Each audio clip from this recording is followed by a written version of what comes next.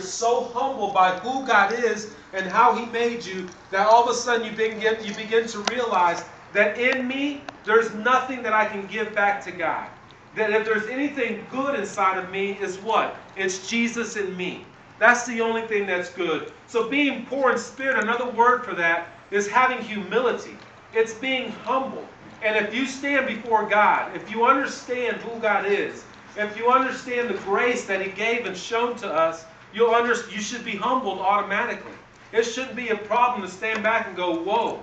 If without God, look where I would be. With God, look where I am today. It means that I have to consciously depend on God.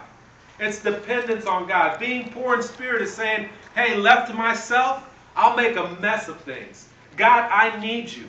I need you to help me in my relationships. I need you to help me in my finances. I need you to help me in every area of my life. God, I need you. Complete dependence on God. Why? Because there is none who are right. There are none who are in right standing with God, it tells us in Romans 3:19 through 18. 9 through 18. To be poor in spirit means to be humble. How do I become humble? How does one become humble? Look what James chapter 4 says to us. James chapter 4 says this, verse 7 through 10.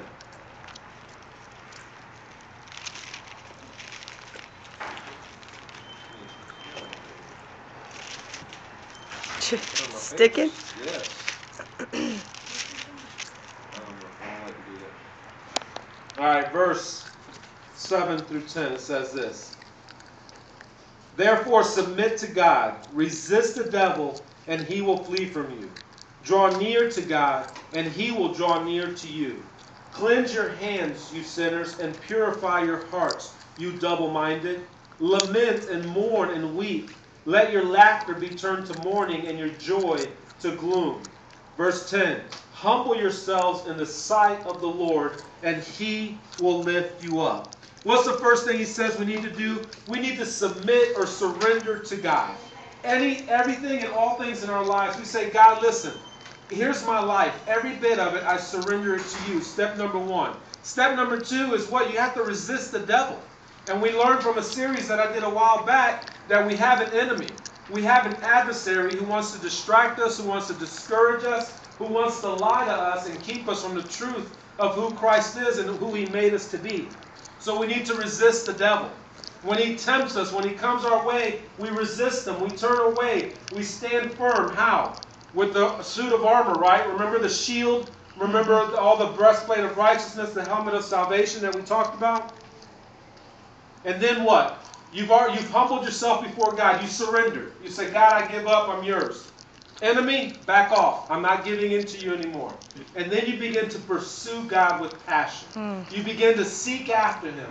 You can't get enough of His Word. You open it up and you want to learn more truth. You want to learn more about who this God is. You want to learn what He wants you to do, how He wants you to change your life. You pursue Him with passion until you understand His plan for your life. But what does it look like to be humble?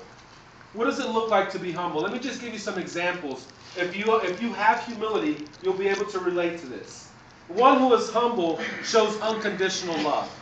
If you are humble and understand that God loved you just as a sinner that you were, that's humbling right there, and you'll be able to show that same type of unconditional love to those around you.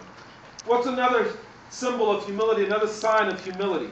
It's that you're not selfish. People who have been freed from sin and forgiven for all their sins are not selfish people. They have no problem forgiving others. A person who is humble is not conceited. There's no pride in you, no kind of selfish pride. There's pride in being a believer, a follower, or a child of Christ, but you're not conceited, you're not boastful. Someone who is humble is someone who considers others better than yourself. Your goal in life is to help others look better, to become better. You encourage people to be more like Christ. Someone who is humble puts others' needs before yourself. Someone who is humble is one in spirit and in purpose.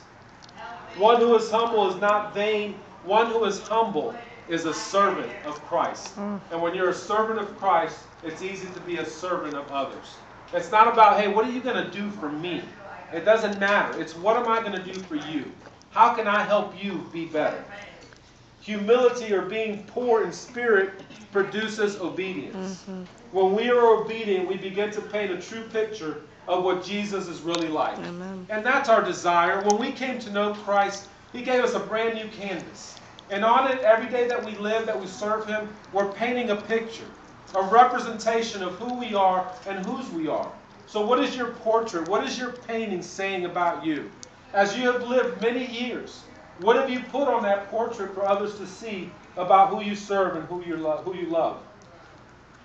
I want to end with this, just sharing what the opposite of being poor in spirit is. And the word is pride. We all understand what pride is.